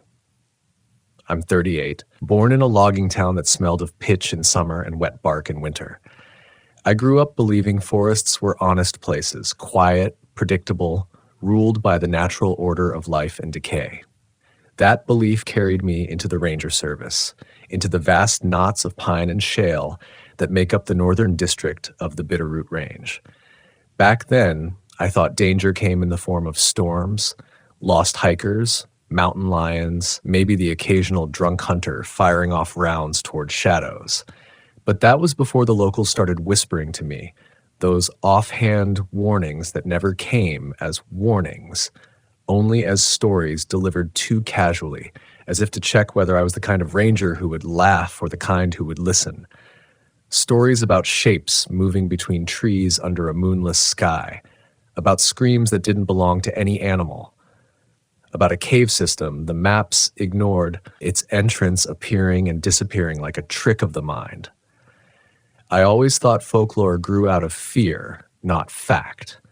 But the forest has a way of sanding down your certainty with every passing year. You hear enough things you shouldn't hear, see enough you can't quite explain, and eventually you start living on that thin line between skepticism and superstition.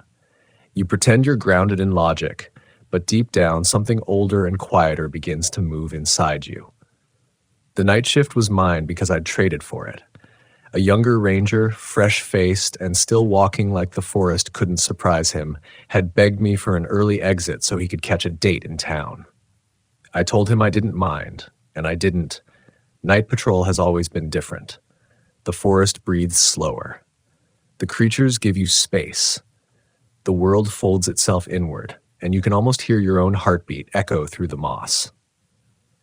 I locked my truck and stepped into the dark with my flashlight already weakened by the heavy air, its beam scattering on particles of forest dust. The first thing I noticed was the smell. Damp pine, yes, but tinged with something like cold stone, like exhaled air from deep underground. It slid along my skin, a sensation that felt too much like being watched. I told myself it was the temperature shift. Night falls quickly out here. It cools the world in minutes. My route took me along the ridge above Red Pinion Creek, a place named for the way the sediment turns the water a rusty shade every spring. Locals say it looks like the creek is bleeding, but I've always found the name a little dramatic. That night, though, the creek sounded wrong. The flow was too quiet, as if something stood in the water, absorbing the sound. I paused to listen. That's when I first heard the knocking. 3 taps. Soft, uneven, like bone against bark. I lowered my hand to my sidearm. Not a single story worth telling begins with knocking in the forest at night, especially not out here. My first instinct was to radio in and pretend this was another trespasser or a drunk fisherman walking off a hangover in the wrong direction. But something told me not to use my voice, not yet. I held still, breathing shallow, letting my ears adjust to the symphony of the woods. Knock. A pause. Knock, knock. It came from somewhere deeper, maybe 20 yards into the pines. Not close enough to threaten, but close enough to study me. I'd worked enough missing person cases to know that the mind often misinterprets sound in the dark. Woodpeckers, branches snapping under deer hooves. Your brain will twist anything unfamiliar into something dangerous. I reminded myself of that. I tried to picture a small animal shifting, a bird hunting for insects, anything other than the shape I imagined behind those trunks. Still, I couldn't shake the rhythm. It wasn't random. It was a pattern, a call waiting for a response. I don't know how long I stood there listening. Seconds stretched thin as water, maybe a minute at most, before I convinced myself to keep moving. Fear doesn't help you in the field. It makes you slower, clumsier, and I'd been doing this job too long to let imagination write the rules. I walked the ridge trail, but there was a new tension threading through my steps now, a subtle tightening in my chest every time the trees shifted. The air seemed to close in behind me. When the wind rose, it carried the same cold stone scent, a metallic tint that clung to the back of my throat. I found myself swallowing more often, listening more carefully than I needed to. Then the knocking came again, only this time it sounded closer. I froze so quickly the gravel under my boot gave a small, traitorous crunch. I clenched my jaw, listening. The knocks were slower now, deliberate, each spaced evenly apart as if whatever made them was pacing itself. I scanned the tree line with my flashlight, but the beam felt thin, almost reluctant. Light pools strangely between pines. The shadows stretched too long, too narrow, making it impossible to tell what's real and what's simply imagined. I saw nothing, not a movement, not a silhouette, but I heard it again. Knock, knock, knock. This time from behind me. That shook me. Nothing gets behind you in the woods without you hearing it. Unless it moves deliberately, carefully, with intention. I turned slowly, raising the light, sweeping the ridge. The flashlight caught only the uneven terrain, the drop-off, and the far line of trees swaying in the breeze. I should have radioed in right then. But in my years as a ranger, I'd learned there are moments when speaking breaks something delicate in the air, something you don't fully understand. I felt that now. Instinct told me the forest was listening, to me, to the knocking, to some deeper exchange unfolding in a language older than mine. I stepped forward, trying to pinpoint the direction. The sound had shifted again, this time distant, almost taunting. It was leading me, I realized, pulling me toward a darker part of the ridge where the undergrowth grew thicker and the trees leaned in like conspirators. That was when I saw the tracks. Fresh, large, deep enough to press water into the edges. Not bear tracks, too long in the step, too narrow in the heel. Not human either, unless the person had a stride longer than any man I'd ever met. The prints angled down the slope toward a place I knew too well, the old cave mouth near the river bend, the one we'd closed off years ago after a rock slide collapsed half the interior, the one locals still whispered about, as if something inside had never stopped breathing. My chest tightened, my hand drifted again to my holster. The knocks stopped. The forest went still in that way it only does in the presence of a predator, tight, breathless, waiting. Even the creek seemed to choke off its sound. Every instinct in me screamed to turn back, to call for backup, to climb into my truck and drive until the pines thinned out behind me. But something older than fear tugged at me. Duty, maybe, or pride, or that sharp-edged part of me that had always believed I could protect this land from anything, natural or not. So I stepped off the trail, and the forest seemed to close behind me like a door. The moment my boots left the gravel of the ridge trail, the ground softened beneath me, as if the soil itself had been expecting me. Pine needles muffled my steps, swallowing each footfall until it felt like I was wading through silence. The trees closed in overhead, their branches interlocking, filtering out the faint moonlight until only thin silver needles reached the forest floor in trembling lines. I kept my flashlight low, scanning for more tracks. The prints were clearer here. Whatever made them had weight, real weight, enough to compress the earth into a shape that didn't belong to any creature I'd cataloged in this region. Each stride was precise, almost careful, but long enough that I had to stretch to keep pace. They led downhill, weaving between trunks as if following a path it already knew by heart. As I descended, the air changed again. Warmer this time, sticky, as though the forest exhaled a slow, humid breath.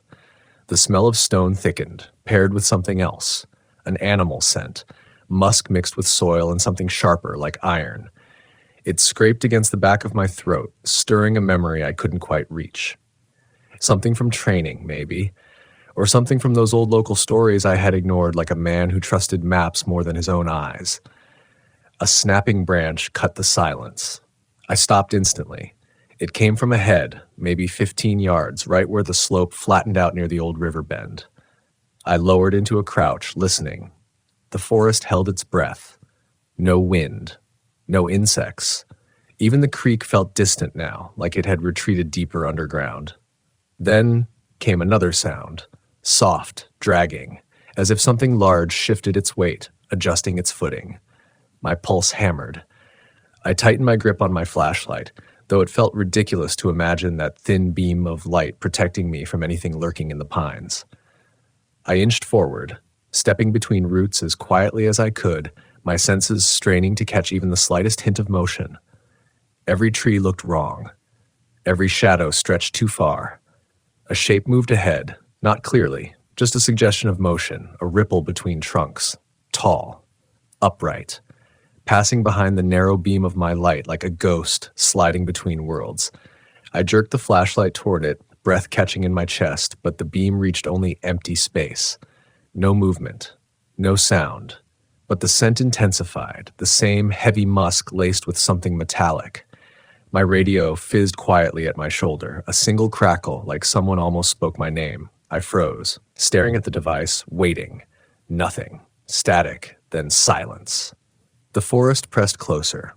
I kept moving downhill, each step a negotiation between courage and the primal urge to run. The trees thinned slightly as the slope leveled out, opening into a clearing coated in moonlight. Beyond it, half concealed by undergrowth, sat the dark mouth of the old cave. A pit opened in my stomach. Locals called it Widow's Rest, though nobody could tell me where the name originated. Some said miners disappeared there in the early logging days. Others said animals dragged themselves there to die. I had only been inside once, years ago, before the rockfall sealed most of it. Even then, the air had felt wrong, carrying a coldness that didn't match the outside temperature. Tonight, the cave felt alive. A faint vibration pulsed through the ground as I stepped closer.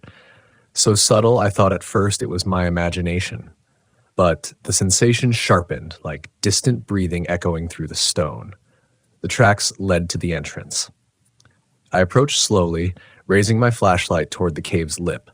The beam dissolved into darkness almost immediately, swallowed whole by the interior walls. I was about to take another step when I heard it. Knock. Knock, knock. Not from the cave. From behind me. I spun, flashlight slicing across the clearing, heart slamming against my ribs. The knocking echoed again, closer than before. Too close. The sound vibrated through the trees, not from a single point, but from multiple places at once, as if something moved through the forest faster than I could turn. Knock. Behind me. Knock, knock. To my left. Knock. Directly ahead. I backed toward the cave without meaning to, retreating from the shifting echoes of sound. My pulse pounded in my ears, blending with the rhythm until it felt like the forest was knocking from inside my skull. Then I saw it, a silhouette at the edge of the clearing, tall, bent slightly forward, broad shoulders tapering to long arms that hung too low, a head crowned with what looked like tangled branches. No, not branches. Hair, matted, thick, uneven. The shape didn't move. It just stood there, half hidden in darkness, watching me with an intensity that pressed against my chest like a physical weight. My throat tightened. I raised my flashlight very slowly. The beam reached the shape, and the shape vanished. Not fled. Not ducked. Vanished. As if it stepped backward into the darkness faster than my eyes could track. The knocking stopped, but something new took its place. Breathing. Slow, deliberate, animal-like breaths coming from the cave behind me, growing louder, not as if something slept inside, but as if something enormous exhaled right at the threshold. I turned back toward the cave, my legs stiff with fear. My light trembled in my grip. The breathing shifted, echoing deeper into the cavern, retreating slowly as though beckoning me or warning me. For the first time in years, a thought pierced my professionalism like a blade. I am not in control of this. I took one step back toward the trail, and a hand, no, not a hand, something like a hand, slammed against the inside wall of the cave. The sound cracked through the clearing, a deep, resonant thud that shook dust from the stone. I stumbled backward, scanning the darkness of the entrance. Nothing emerged, nothing followed. But the presence inside shifted again, heavy and patient. The forest around me remained still, too still, as if everything living had already fled. I needed to move. Slowly. Carefully. I backed away, flashlight never leaving the cave mouth until I reached the edge of the clearing. I turned, stepping uphill, moving as quietly as possible. Every muscle in my body screamed to run, but instinct told me speed would trigger something I didn't want to meet. The trekking was agonizing, each step measured, breath shallow. When I reached the thicker trees again, the forest seemed to swallow me with a gentleness almost mocking. The deeper I walked, the colder the air grew, as though the warmth from the clearing couldn't follow me. Then I heard something that froze me mid-step. It was faint at first, soft enough that I thought it was leaves shifting. But it grew clearer. Footsteps, not behind me, not beside me, above me. Branches trembled. Something large moved through the canopy. I tilted my head upward, breath lodged in my throat. The flashlight beam cut stripes of light between the branches, illuminating only needles and darkness. But the sound continued, slow, deliberate pressure on branches thick enough to hold real weight. I had seen bears climb trees before. I had seen cougars leap between branches. This was different, heavier, controlled, as if something moved with the certainty of a creature that belonged above the ground as much as below it. A low rumble vibrated through the branches. Not a growl, a warning. I stepped backward, heart hammering so loudly I worried whatever stalked me could hear it. The footsteps in the trees kept pace, always above me, always matching my movement perfectly. I was being herded, not toward the trail, not toward safety, but deeper, toward the northern stretch of the forest where daylight rarely touched the moss. Toward the place locals refused to mark on any map, where the old logging road meets the drowned pines, where the oldest story in this forest began, and where mine was about to break open. The northern stretch of the forest is a different world. The trees grow taller, older, thicker around the trunk than anything closer to the ranger station. Some of them were standing before the first railroad cut this valley, before the war, before my grandparents were born. In daylight, the place feels sacred, quiet, cathedral-like. At night, it feels like walking into the lungs of something alive. That was where the creature, or whatever intelligence guided the footsteps above me, wanted me to go. The canopy thickened as I moved, branches intertwining so densely they swallowed the moonlight entirely. My flashlight became my only tether to the world, cutting a narrow path through the dark. Every few steps, I heard the soft shift of weight in the branches above me. Not aggressive, not rushed, just tracking me, hurting me, guiding me deeper. A memory surfaced. One of the old locals, a man named Clay who sharpened axes outside the general store, once told me the Northern Grove wasn't a place you enter on accident. He said the land there remembers things too old for towns and maps. He said the pines drown out thoughts that don't belong. I laughed it off at the time. Now, walking under the weight of those ancient branches, his words felt less like folklore and more like a warning I should have listened to. The path narrowed, overgrown with roots and thick moss. If I had turned back, I would have lost my direction within minutes. But the creature's footsteps stayed overhead, unmistakable in their rhythm. It was no longer the knocking pattern I'd heard earlier. This was something more primal, an insistent pacing, as if it wanted me to keep moving, to trust that it wouldn't strike as long as I obeyed. My breath fogged in the air. A strange detail.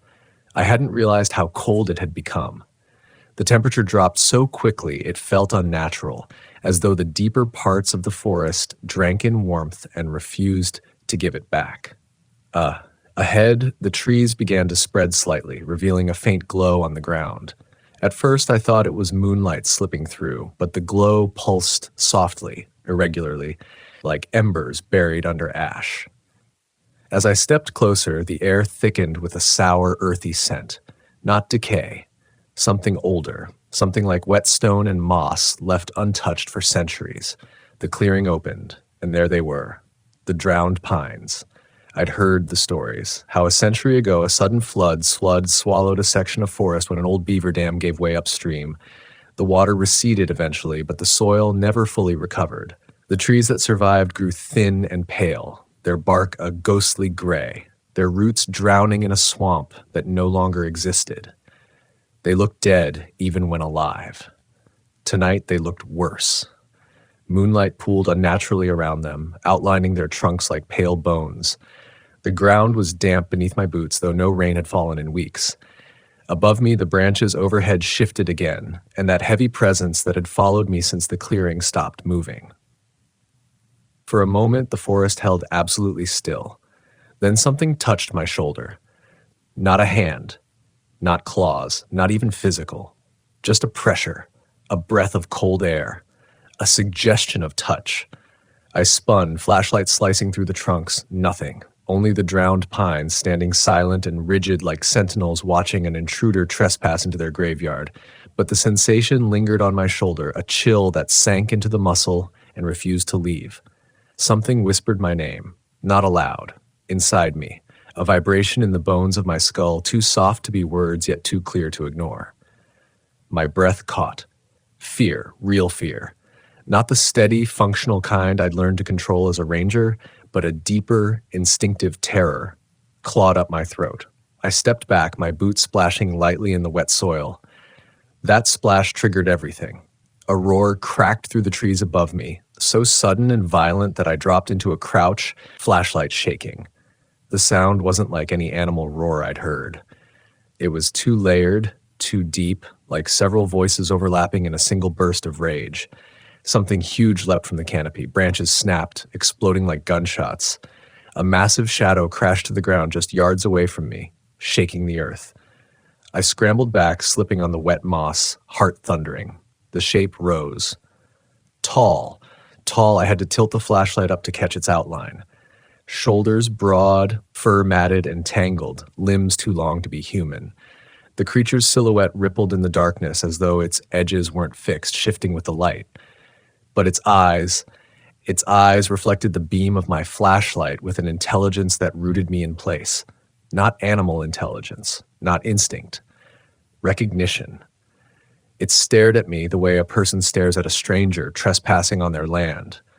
I couldn't move, couldn't breathe. The creature inhaled slowly, its chest expanding with a sound like distant thunder rolling under the earth. When it exhaled, the wind that hit my face smelled of cold stone and ancient moss, the same scent I'd followed down the ridge. My mind scrambled for logic, for reason, for anything familiar. If this was a yeti, if the old stories were true, it wasn't behaving like a feral creature. It hadn't attacked me. It hadn't charged. It had led me here deliberately, tracking me through the canopy with precision no animal possessed. The creature stepped forward, its movements slow and deliberate. I staggered back until my shoulders pressed against one of the drowned pines. The bark felt icy against my jacket, sucking the heat from my skin. The creature lowered its head slightly. Not threatening, inspecting. Its breathing deepened, resonating through the clearing. I felt the vibration in my ribs in the tree behind me, in the cold soil under my boots.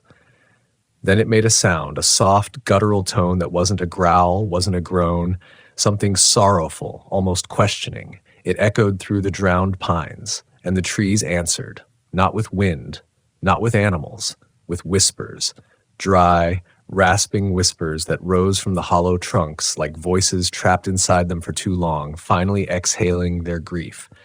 My pulse hammered against my throat. I raised the flashlight again, sweeping it across the clearing, and I froze. Inside the bark of the drowned pines, shapes moved. Not clearly, not fully, just faint impressions, silhouettes pressed against the inside surface of the trunks like hands pushing from behind thin paper. Faces emerged, distorted, mouths frozen in mid-scream, eyes wide and hollow. I blinked hard. The faces shifted, disappeared, reappeared. My rational mind screamed it was pareidolia, my fear-projecting shapes where none existed. But the whispers grew louder. The faces grew more defined. The drowned pines trembled as though something inside them fought to break free. The creature turned its head toward the nearest tree and let out another low, mournful sound. The voices quieted instantly. It looked back at me. I felt something shift in the air, an unspoken tension, a warning that I had stepped too far into a territory not meant for men. The creature took a step back, lifting its broad shoulders as though preparing to vanish again. But before it moved, it made a final sound, a soft, deliberate knock on the base of a tree beside it. The same pattern I'd heard earlier, the same rhythm that had led me here. The message was unmistakable now. Go. Leave. Do not enter the cave. Do not return to this place. But the forest. The forest wasn't finished with me, because before I could step away from the drowned pines, the ground beneath me trembled, and a sound rose from deeper in the woods, a sound that froze the creature in place. Another roar. But this one wasn't sorrowful. It wasn't warning me. It was coming for us, and the creature that had guided me here, it turned toward the deeper forest with fear in its eyes. The roar rolled through the forest like a shockwave, deep enough to vibrate the air between my teeth. Every muscle in my body tightened all at once, bracing instinctively for something I couldn't see. Even the creature, towering, powerful, impossibly massive, stilled with a jolt, its head snapping toward the source of the sound as its chest expanded in a sharp inhale. That was when I realized something terrifying. The creature wasn't the threat here. It was afraid. Its posture shifted, not aggressive, not territorial, defensive, protective. Its stance angled toward me as though bracing for something to emerge from the deeper dark. Another roar ripped through the pines, closer now, drenched in fury. The drowned pines trembled. The faint faces in their bark flickered, contorting in expressions that looked too human to be tricks of wind or shadow. The creature stepped forward, inserting itself between me and whatever moved through the forest beyond, its shoulders lifted, fur bristling. With one heavy breath, it released a guttural, resonant call, nothing like the earlier mournful tones. This one was sharper, commanding, a warning delivered in a frequency that made the hairs on my arms stand rigid. But the forest did not obey. Something barreled through the trees, snapping branches like twigs. The footsteps were thunderous, shaking loose bark from trunks and sending showers of brittle pine needles cascading to the forest floor. I staggered backward, boots sinking slightly into the damp soil. My flashlight flickered once, then again. Panic clawed at my throat. Not from what I could see, but from what I couldn't see yet. Movement flickered between the trunks. A massive shape. Fast, too fast. The creature in front of me let out another sound, lower, urgent, its whole body stiffening. Then the thing in the woods attacked. It exploded through the tree line in a blur of motion so enormous it momentarily blotted out my light. Something slammed into the ground, hard enough to crack the earth. Dirt and needles erupted upward in a violent spray. The first creature, the one that had led me here, was knocked sideways with a force that sent it crashing into one of the drowned pines. The trunk shuddered violently under the impact. I stumbled back, nearly falling. The second creature stood where the first had been, bigger, broader. Its shoulders were hunched like boulders stacked atop each other, its fur darker, clumped with debris and mud. Its breath steamed in the cold air, each exhale hot enough to melt the frost forming on nearby branches. And its eyes, they glowed, not with reflection, not with instinct, with hatred. A primal, ancient fury so raw it felt like being stared down by the oldest thing that had ever lived in these woods. It let out a roar so powerful the drowned pines groaned. The ground beneath my boots vibrated, my vision blurred. For a brief, nightmarish second, I felt its voice inside my skull, as if the sound carried weight, memory, intent. The first creature pulled itself upright, shaking off dirt as it moved to stand between me and the larger beast. The smaller one, though it was still massive by any human standard, positioned its body low, bracing itself. The larger creature bellowed again, then lunged. They collided with a force that sent a thunderous crack rolling through the clearing. The roar of their struggle shook the trees. I dropped to my knees to maintain balance, bracing myself against a root as their bodies slammed together again and again. Their snarls twisted the night air. Their fists struck flesh with sickening impact. Their weight crushed moss and stone beneath them. I wanted to run. God, I wanted to. Every instinct screamed at me to flee into the darkness, to tear uphill until the forest thinned and the night opened wide enough to breathe again. But I couldn't move, not because of fear, because of what I realized. The first creature wasn't trying to harm me. It had guided me, warned me, and now it was fighting for my life. The larger creature slammed the smaller one into the ground, pinning it with one massive arm while raising its other limb high. Its claws, long, curved, deadly, caught the edge of my flashlight beam as they descended. Something broke inside me. Not bravery, not heroism. A memory. My early days in the Ranger Service, standing beside an injured elk caught in barbed wire, feeling helpless as it panicked and thrashed. My first missing person case when I found a child's shoe half buried in the snow and realized I was already too late. All the moments I couldn't save someone, human or animal, that old wound tore open now. I couldn't watch another being die because I failed to act, so I moved. Without thinking, without planning, without any hope that it would matter. I lunged forward, scooping up a broken branch from the ground. My body moved before my mind caught up, and I swung the branch as hard as my arms allowed. It didn't hurt the beast. It didn't even make it flinch. But it made it turn. The glowing eyes locked onto me. Recognition flickered. And something primal, something unreadable, passed over its expression. It roared. A roar aimed entirely at me. The force of the sound threw me backward. My spine slammed into a tree trunk, pain exploding through my ribs. The flashlight flew from my hand, clattering into the brush. Darkness swallowed the clearing in an instant. I gasped, choking on the cold air. I scrambled onto my elbows, searching blindly for the flashlight for anything, as heavy footsteps shook the ground. The large creature moved toward me, its breathing ragged and furious. Then a sound split the night. Not a roar, not a growl, a deep, resonant pounding. Knock, knock, knock. The same pattern, the same rhythm, but louder now, echoing across the drowned pines from every direction at once. The larger creature froze. The smaller one rose to its feet. The forest shifted. For the first time since I'd entered this place, the pines seemed to inhale. The knocking grew louder, faster, until it became a thunderous chorus that reverberated through the trunks, the soil, the air. The drowned pines trembled violently. Bark cracked. The faint faces inside their trunks writhed as though trying to break free. The larger creature bellowed in fear. It stepped back, stumbling. Its glowing eyes darted left, then right. It inhaled sharply, then fled into the woods, crashing through the trees in a frenzy of panic. The knocking stopped. Silence fell. Heavy. Absolute. The smaller creature stood in the clearing, chest rising and falling with labored breaths. It turned toward me. For a moment, I thought it would approach, but instead it lowered its head, not in threat but in acknowledgement, a gesture I understood without words. Then, with one fluid motion, it retreated into the forest, disappearing between the drowned pines with a speed I could hardly track. The trees closed behind it, the clearing emptied, and I was alone. My flashlight's faint glow flickered from the underbrush. I crawled to it, hands trembling, heart pounding. When I finally stood, soreness flaring through my ribs, I realized the forest had returned to normal. The sounds of night creatures resumed.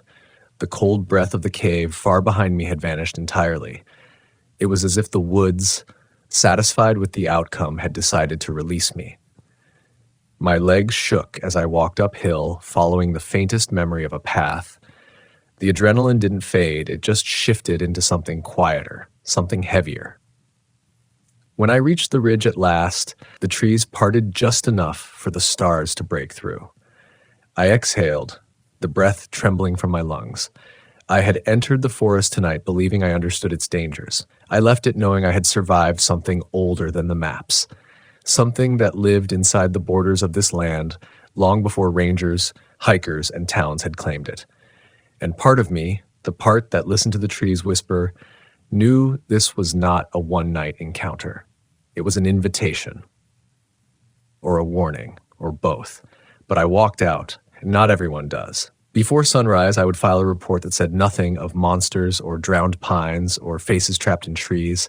I would follow protocol. I would make myself sound reasonable, rational, but I would remember.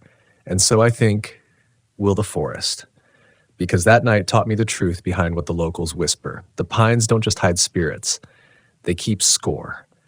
And when they choose you for fear, for warning, for witness, you are never quite the same again.